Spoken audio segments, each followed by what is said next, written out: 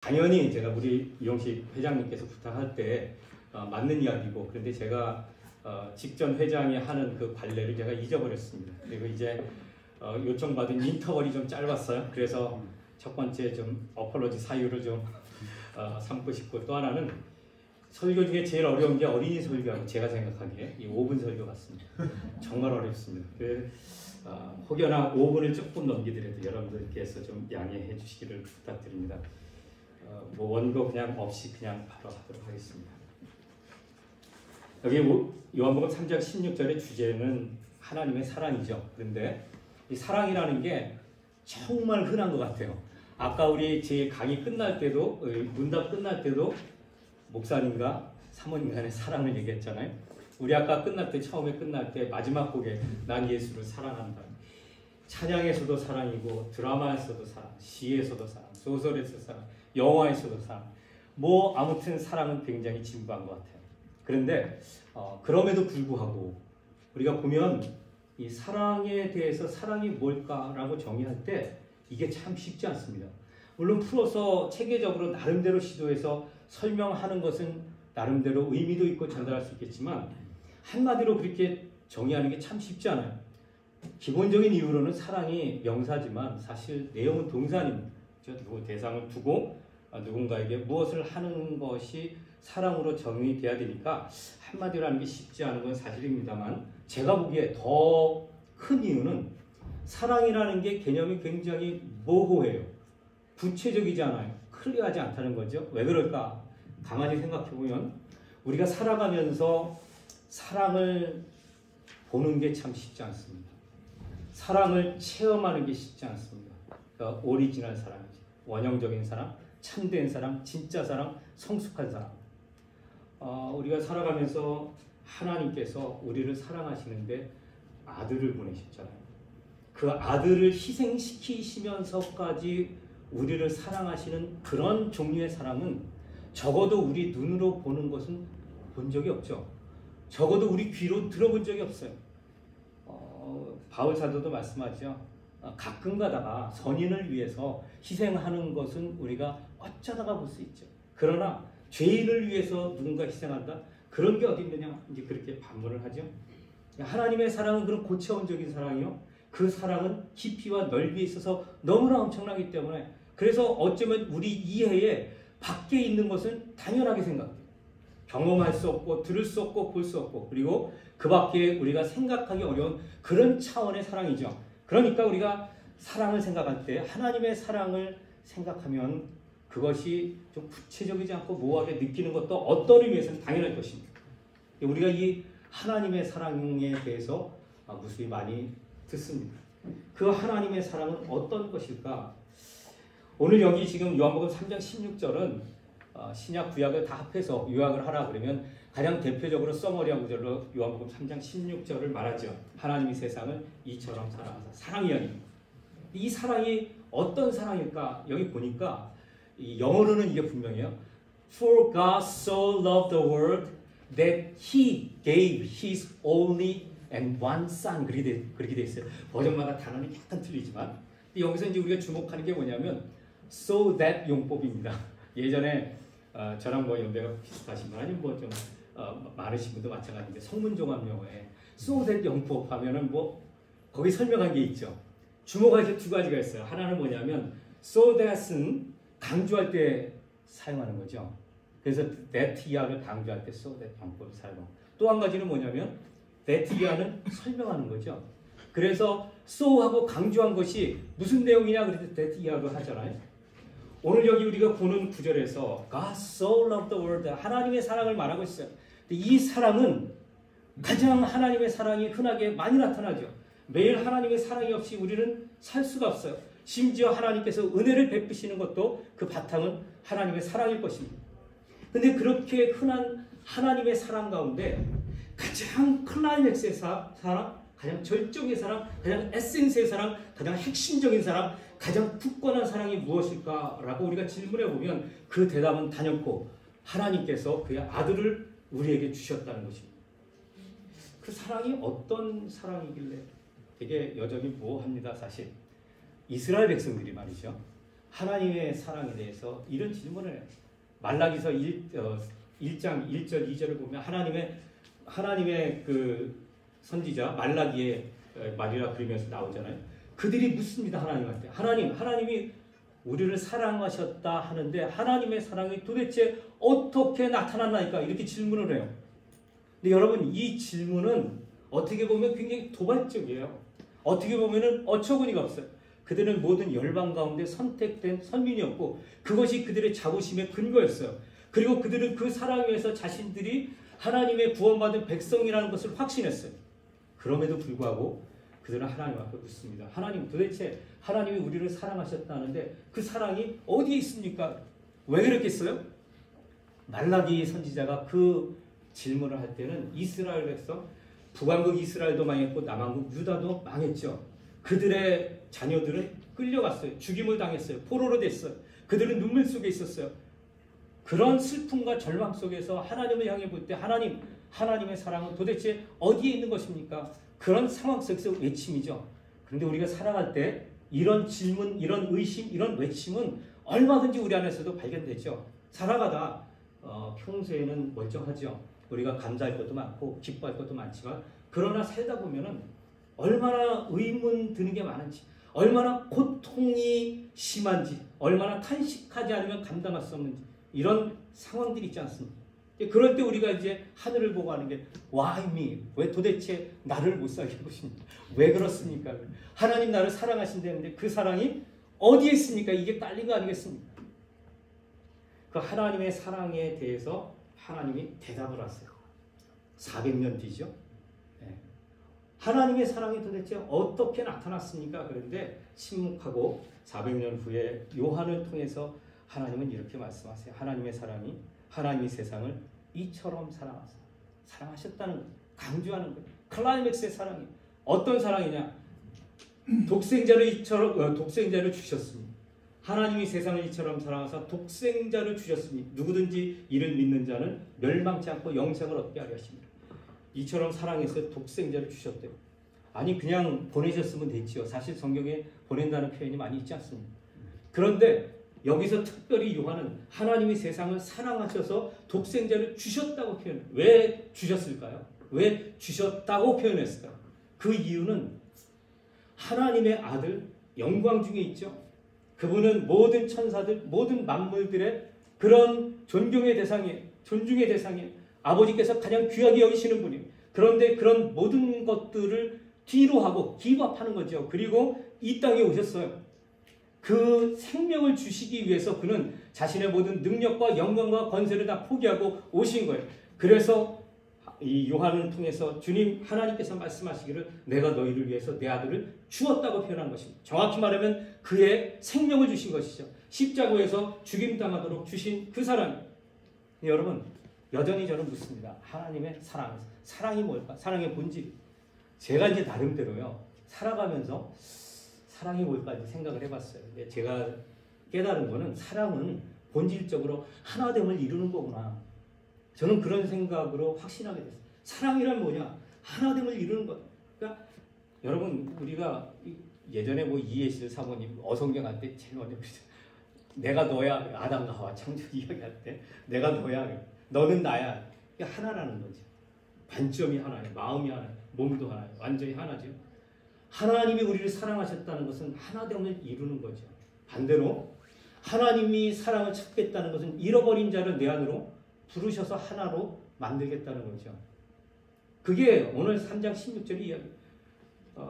이처럼 사랑하사 독생자를 주셨으니 이는 저를 믿는 자마다 멸망치 않고. 이것은 인간의 육신의 죽음을 말하는 게 아니고 영혼의 망함을 말하는 거잖아요. 지옥 가는 걸 말하는 거잖아요. 내가 너를 사랑하기 때문에 그냥 지옥에 그대로 들어가게 할 수 없어 이 말이죠. 그래서 하나님께서 아들을 주신 거예요. 목숨을 대신 주신 거죠.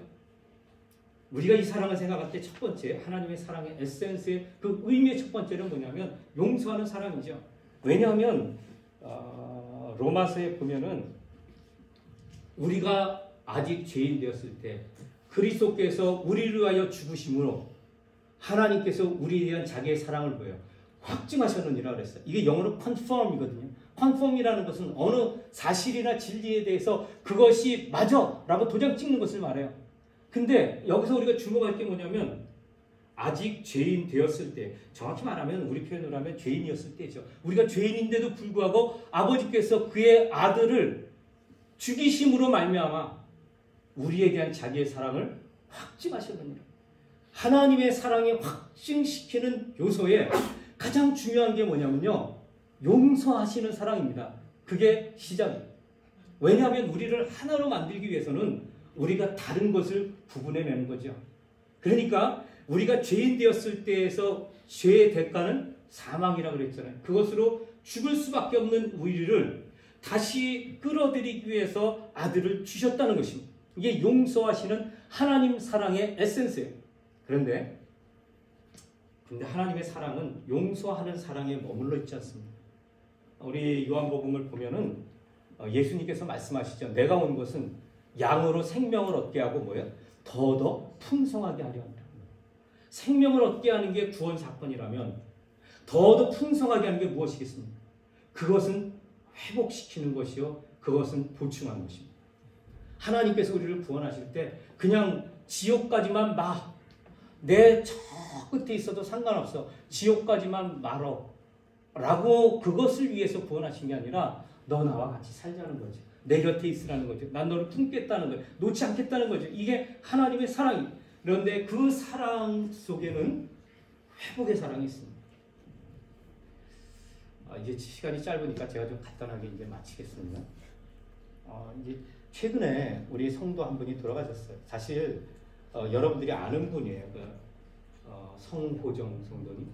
근데 이 분이 지난 금요일 날 하나님 부르심을 받았죠. 여기에 많은 스토리가 있어요. 원래 한 10년 전쯤에 저희 교인이었어요. 그러다가 이제 직장을 따라서 일하는 데를 따라서 좀 멀리 이사 갔죠. 그래서 이제 저희 교회를 떠나게 됐습니다. 그렇게 하고 이제 중간에 저희가 뭐 볼 기회는 있었지만 잊어버렸죠. 오랜 세월이 흐르면서. 올해 초에 제가 우리 변영희 성사님으로부터 전화를 받았어요. 그러면서 우리 그 성호정 성도님 이야기를 하시는데 지금 몸이 굉장히 아주 위중한 상태였는데 갈 데가 없다는 거예요. 근데 제가 그 전화를 받았는데 아무리 생각해도 그분을 받아줄 공간이 없었어요. 그래서 제가 안타까운 마음이 있었지만 어떻게 할 수가 없어서 죄송합니다. 지금 제가 찾아는 보겠는데 마땅한 장소가 지금 생각이 나지 않네요. 그랬어요. 네, 우리 이제 송교 목사님께 언급을 해서 죄송합니다. 허락을 미리 받지 않았는데요.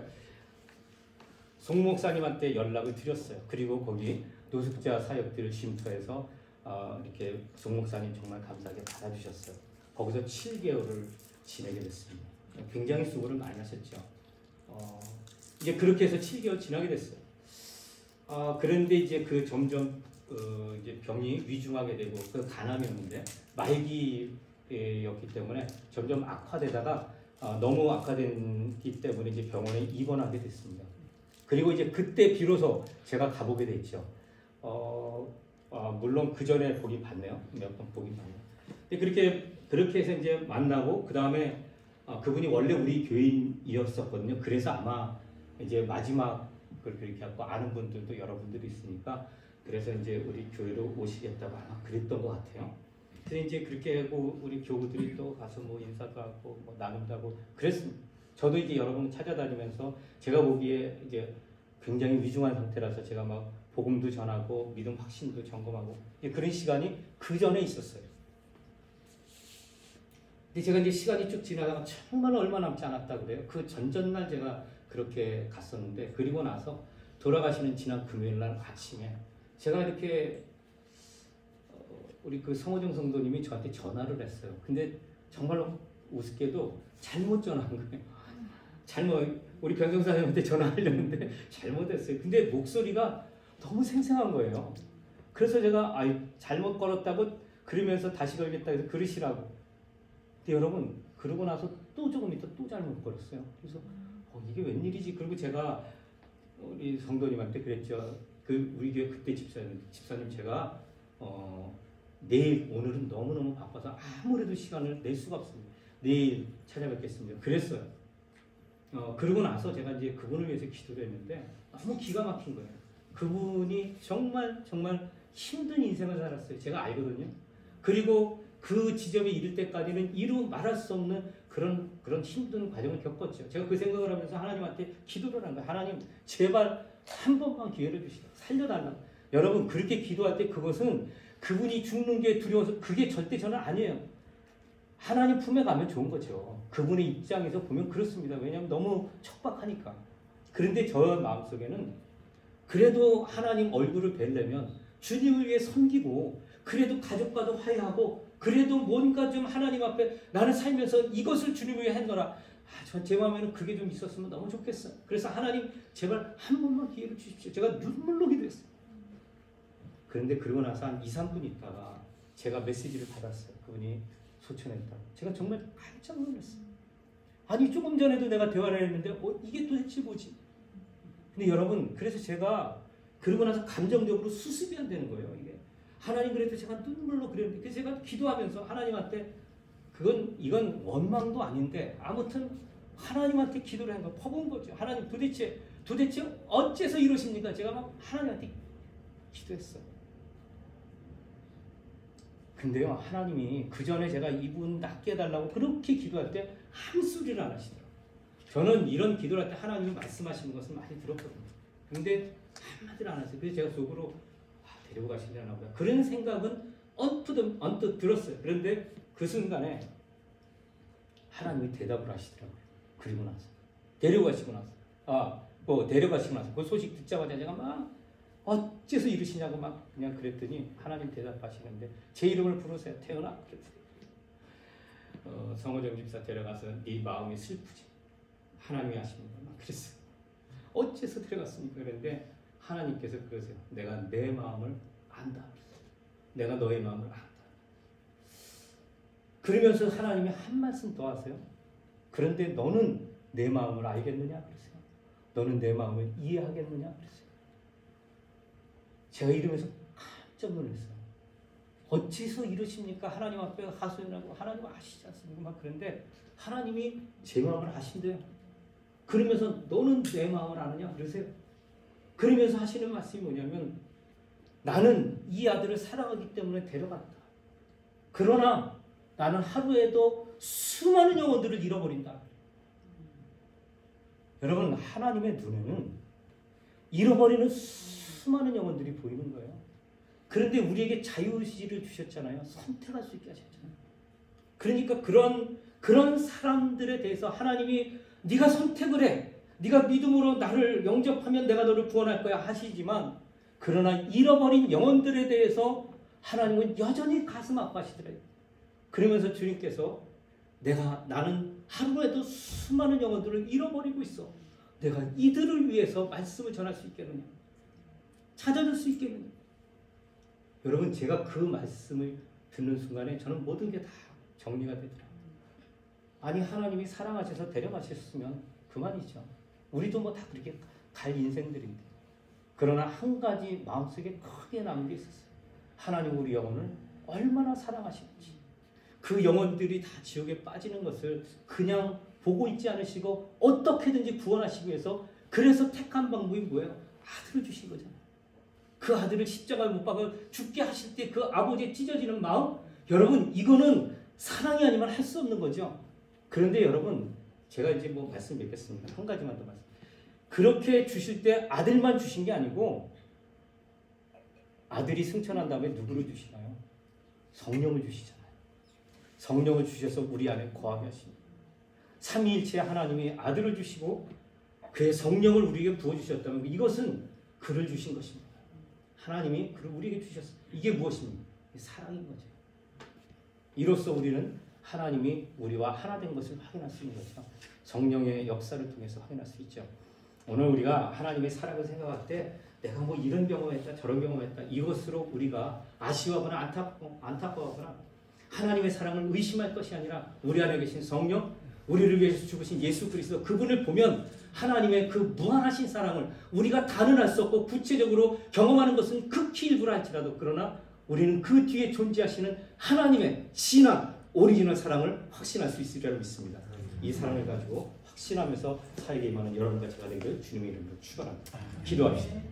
존귀하신 우리 아버지 하나님, 오늘도 하나님의 사랑 가운데 저희가 이와 같이 귀한 우리 KMC 이런 컨퍼런스 갔습니다. 아버지께서 이 자리에 임재하셔서 저희 한 사람 한 사람을 만져주실 줄 믿습니다. 무엇보다도 하나님의 은혜가 충만하게 부어져서 이곳을 떠날 때에는 하나님의 사랑으로 충만케 하여 주시옵소서. 주 예수 그리스도 이름 받들어 기도하옵나이다.